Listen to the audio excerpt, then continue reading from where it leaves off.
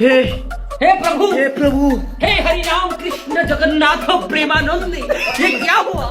गलाव से पानी आ गया, गामछा भी खुल गया मेरा। लेंटी ये देखिए। एक बॉलीवुड एक्टर या फिर एक्ट्रेस को अपने करियर में सक्सेसफुल होने के लिए क्या करना पड़ता है? सालों का स्ट्रगल करना पड़ता है, अच्छी एक्टिंग स्किल सीखनी पड़ती है, अपनी बॉडी को मेंटेन करके रखना पड़ता है और तो और कई सारी हिट मूवीज़ देनी पड़ती हैं, तब जा कर के उसका वो स्टारडम बन पाता है जो कि आम आदमी के लिए बीट करना लगभग नामुमकिन सा हो जाता है। लेकिन इनके लिए नहीं, यह है बॉलीवुड के पापाराजीज। इनका नाम सुनते ही सबसे पहले हमारे दिमाग में क्या ख्याल आता है? एक क्राउड ऑफ फोटोग्राफर्स जो किसी सेलिब्रिटीज़ को कैप्चर करने के लिए उसके आगे पीछे घूमते रहते हैं। लेकिन मैं आपसे कहूं कि ये पापाराजी सोशल मीडिया की एक ऐसी पावर है जो किसी भी बॉलीवुड सेलिब्रिटी का कैरियर बना भी सकती है और उसे बर्बाद भी कर सकती है। मुंबई की सड़कों पर एक बाइक और एक कैमरा लेकर घूमते ये पापाराजी किसी भी बॉलीवुड सेलिब्रिटी को कैप्चर करने के लिए किसी भी हद तक जा सकते हैं। पापाराजीज के कैमरों पर कैप्चर होना कुछ सेलिब्रिटीज के लिए तो नाइटमेयर हो जाता है, लेकिन कुछ सेलिब्रिटीज इन पापाराजीज को पैसे भी देते हैं उनको कैप्चर करने के लिए। पापाराजीज का कल्चर आया कहां से और क्यों ये पापाराजीज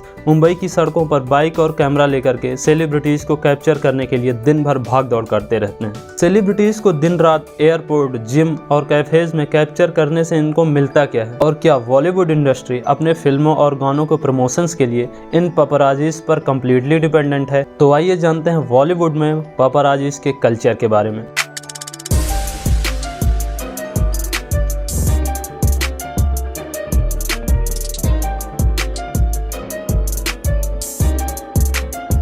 करण जौहर का गाड़ी गया था एक बार मेरे पैर के ऊपर, वो अभी भी मेरे को दर्द हो रहा है। गाड़ी लिटरली मेरे पैर के ऊपर यहाँ तक आई थी।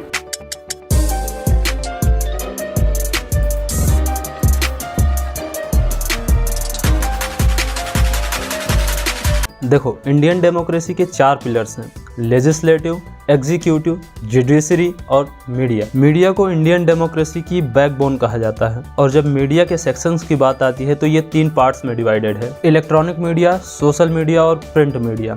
एक तरफ तो प्रिंट मीडिया और इलेक्ट्रॉनिक मीडिया में रोल एंकर्स बहुत अच्छे से प्ले करते हैं। कई एंकर्स अपना रोल अच्छे से प्ले भी नहीं करते हैं, लेकिन ये लोग बहुत ही महत्वपूर्ण जिम्मेदारी निभाते हैं इंडियन डेमोक्रेसी के लिए। वहीं दूसरी तरफ पापाराजीज बॉलीवुड या हॉलीवुड में एक जरूरी रोल प्ले करते हैं। तो फिर ये पापाराजी यानी सो कॉल्ड पैप्स होते कौन? पापाराजीज इंडिपेंडेंट फोटोग्राफर्स होते हैं जो कि हाई प्रोफाइल लोगों जैसे पॉलिटिशियंस, एथलीट्स और सेलिब्रिटीज की फोटो खींचते हैं और अक्सर इन फोटोग्राफर्स द्वारा ली गई पिक्चर्स सेलिब्रिटीज या एथलीट्स या फिर पॉलिटिशियन की पर्सनल लाइफ के होते हैं। बेसिकली इन लोगों का काम ही होता है कि एक्टर्स, एथलीट्स या पॉलिटिशियंस को हर जगह स्पॉट करना और उनकी फोटो निकालना। मलाइका अरोड़ा की अजीब तरीके से चलते हुए फोटो निकालना हो, सारा अली खान को एयरपोर्ट पर स्टॉप करना हो या फिर किसी बॉलीवुड हॉट कपल्स की एक्सक्लूसिव फोटो निकालना, इन पापाराजीज का मेन काम होता है। वैसे देखा जाए तो दुनिया का पहला पापाराजी रियलिटी में एग्जिस्ट ही नहीं करता है। दरअसल पापाराजी एक वर्चुअल कैरेक्टर था 1950s की एक हॉलीवुड मूवी का, और उस मूवी का नाम था ला डोल विटा और इस मूवी के एक कैरेक्टर का नाम था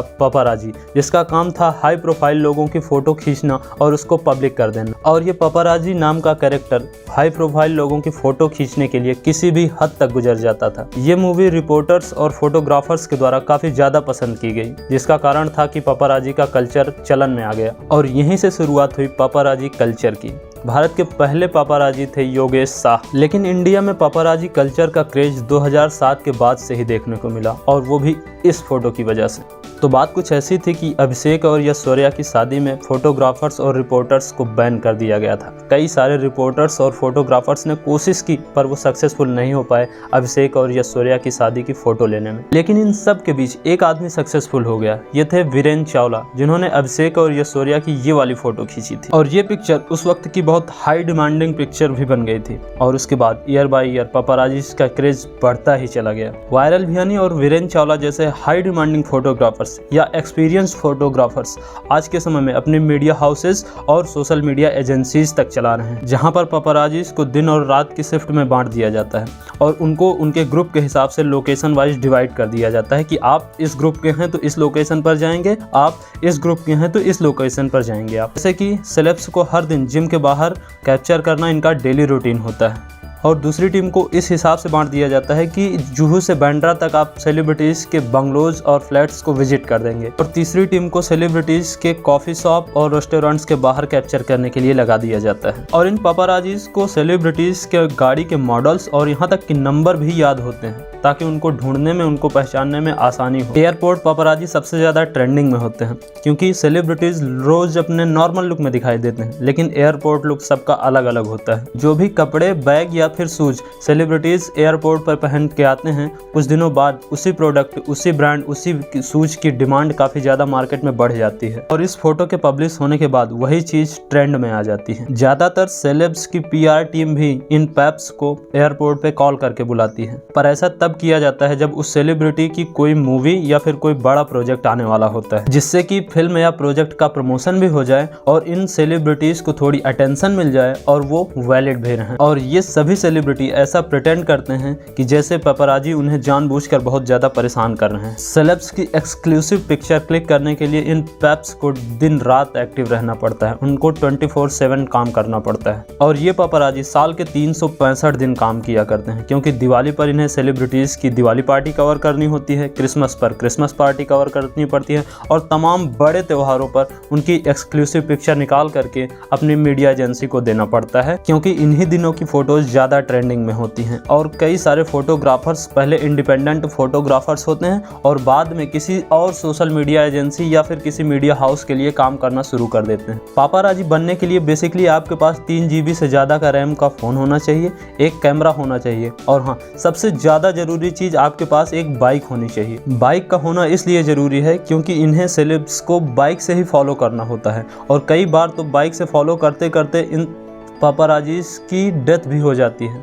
कई सारे ऐसे एक्सीडेंट हुए हैं जिसमें पैप्स इन सेलिब्रिटीज को फॉलो करते करते खुद को खतरे में डाल चुके हैं या उनकी मौत भी हो चुकी है, जैसा कि इंग्लैंड की प्रिंसेस डायना के केस में हुआ था। जब इंग्लैंड की प्रिंसेस डायना और इस आदमी के दोस्ती के र्यूमर्स सामने आने लगे तब पैप्स इनके पीछे ही पड़ गए थे। इवन ये पापाराजी प्रिंसेस डायना के बेडरूम तक में घुस गए थे। एक दिन कुछ पापाराजी प्रिंसेस डायना की कार का पीछा करते करते बहुत ज्यादा हद पार कर दिए, जिसके कारण से प्रिंसेस डायना का एक्सीडेंट हुआ और बाद में इनके दोस्त और प्रिंसेस डायना दोनों की मौत भी हो गई। वहीं कुछ सेलिब्रिटीज ऐसे भी होते हैं जो चाहते हैं कि पैप्स उनकी निजी जिंदगी में दखल अंदाजी ना करें, जैसे कि एक्ट्रेस तापसी पन्नू की कई बार इन पैप्स से झड़प भी हो चुकी है। लेकिन पैप्स को भाव न देने के कारण कई बार इन सेलिब्रिटीज को इसका खामियाजा भी भुगतना पड़ता है क्योंकि ये पैप्स मिल करके उस सेलिब्रिटी का बायकॉट कर देते हैं। लेकिन क्या सेलिब्रिटीज को बायकॉट कर पाना इन पैप्स के लिए फायदेमंद होता है या फिर नुकसानदेह होता है? तो इसका जवाब हाँ है और नहीं भी, क्योंकि जब ये पैप्स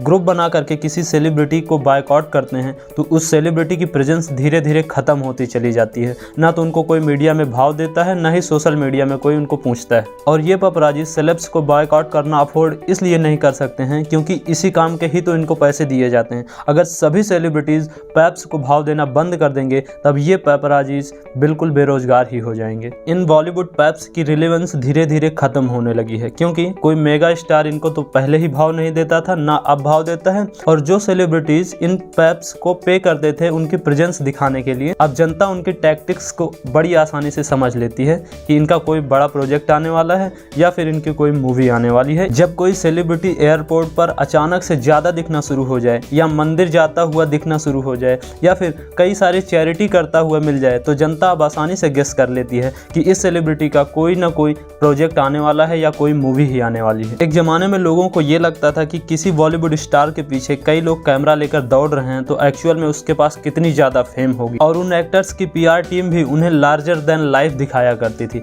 लेकिन अब सोशल मीडिया आने के बाद ये सिनेरियो काफी हद तक बदल चुका है। ये स्ट्रेटजी एक्सपोज होने लगी है और बॉलीवुड इंडस्ट्री इस फैक्ट को एक्सेप्ट ही नहीं कर पा रही है और आज भी बॉलीवुड इंडस्ट्री अपने पुराने और घिसे पिटे मार्केटिंग स्ट्रेटजी अपना रही है और इसका रिजल्ट तो हमारे सामने ही है। तो बस यार, आज का वीडियो यहीं तक था। अगर ये वीडियो पसंद आया हो तो चैनल को सब्सक्राइब कीजिए, वीडियो को लाइक कीजिए और हाँ, अपने दोस्तों में इस वीडियो को जरूर शेयर कीजिए। धन्यवाद।